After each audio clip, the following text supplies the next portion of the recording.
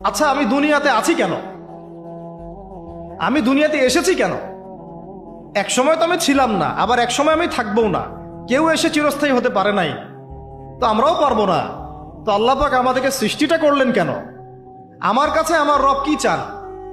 আমি যদি না থাকতাম তাহলে আমার পরিবার চলতো কিনা, আমার সমাজটা চলতো কিনা, আমার শিক্ষা ব্যবস্থাটা চলতো কিনা, আমার দেশটা চলতো কিনা, এই বিশ্বের ঘূর্ণন চলতো কিনা, আর্নিক গতি চলতো কিনা, থেমে যেত? উত্তর না। আমি না থাকলে আর্নিক গতি থামতো না। আমি না থাকলে কি আমার পরিবার থেমে থাকতো না, আমার সমাজ থেমে থাকতো না, এই মসজিদ থেমে থাকতো না, এই রাজনীতি থেমে থাকতো না, অর্থনীতি থেমে থাকতো না, দেশও থেমে থাকতো না, উম্মাও থেমে থাকতো না। তাহলে আল্লাহ পাক আমাকে কেন সৃষ্টি করলেন? আমার কি রোল আছে এখানে? আমার কি ভূমিকা? এই এতটুকু চিন্তা করার মতো আমাদের জেনারেশন আমরা পাচ্ছি না। আপনারা ফোন বের করে ছবি তুলতেছেন, ভাবেন এগুলো নিয়ে। আমাকে দিয়ে কি করবেন? আমাদের তো কিচ্ছু করার নাই এই কথাগুলো বলা ছাড়া। এই কথাগুলো বলা বা সচেতনতা তৈরি করা ছাড়া আমাদের হাতে কিছুই করার নাই। Not at all, absolutely nothing. কিচ্ছু করার নাই। এইসব ফ্যান্টাসি দিয়ে লাভ নাই। আপনাদের মধ্য থেকে জেনারেশন তৈরি করতে, আলেম তৈরি করতে হবে।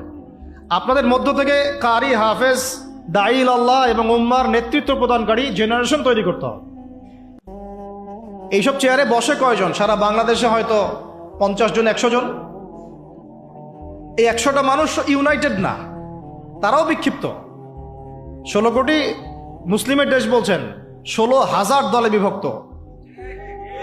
এর মধ্যে সবচেয়ে বিশুদ্ধ যেটাকে আমরা মনে করি, সেখানেও দেখবেন যে আরো 10টা 20টা দল হয়ে বসে আছে।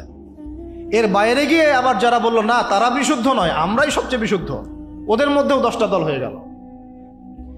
না তারা ইউনাইটেড, না তারা মানে আমরা, না আমরা ইউনাইটেড, আর না আমাদের কোনো আমিরুল মুমিনিন আছে যিনি সবাইকে একটা জায়গায় নিয়ে দিনের কিছু খেদমত নেবেন। আসসামু ওয়া তাআ থাকবে, শুনলাম মানলাম আনুগত্য করলাম, এমন থাকবে? নাই। না কোনো ইকোনমিক বেস, না কোনো স্বতন্ত্র মিডিয়া, না স্বতন্ত্র প্রযুক্তি, না কোনো স্বতন্ত্র মানে পলিটিক্যাল প্ল্যাটফর্ম, কিছু না। অনেকেই দৌড়াচ্ছেন পশ্চিমাদের তন্ত্রমন্ত্রের পিছনে, এইটাও নেক্সট স্রোতে ধোকা খাচ্ছেন। আমি আমার কথা স্পষ্ট করে বলে দিলাম, এটাও নেক্সট স্রোতে ধোকা খাচ্ছেন। এটা তাদের জন্য শোভা পায় যারা ধর্ম এবং রাজনীতি আলাদা করে চিন্তা করেন যে ওইটা একটা জিনিস, এটা একটা জিনিস, সে তার মতো রাজনীতি করছে। এটা তাদের জন্য শোভা পায়। যাদের কাছে কোরআন আছে, যাদের কাছে হাদিস আছে, নবীর সুন্নাহ আছে, তারা যখন এই ড্রেনের মধ্যে নেমেছে তখন ইসলামের খেদমতের জায়গায় ক্ষতিও বেশি হয়ে যাচ্ছে। কোনো কোনো সময় কিছু কিছু বেনিফিট হয়তো আপনি পাচ্ছেন, মনে করছেন এই অল্প অল্প বেনিফিটে হয়তো অনেক কিছু হয়ে যাবে। ভুল ধারণা আপনার। একটাই উপায়, একটাই মানহাজ, একটাই পথ পদ্ধতি, নবী সাল্লাল্লাহু আলাইহি ওয়াসাল্লামের সিরাত।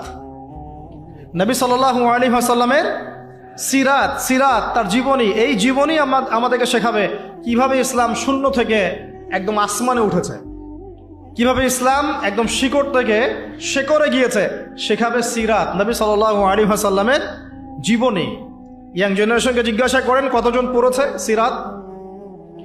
ওইখান থেকেই আপনাকে কথা বলছিলাম, ওই যুগটাকে কেন জাহিলি যুগ বলেন, এত কেন টিটকারি করি, এত কেন তাকে ধিক্কার দেই?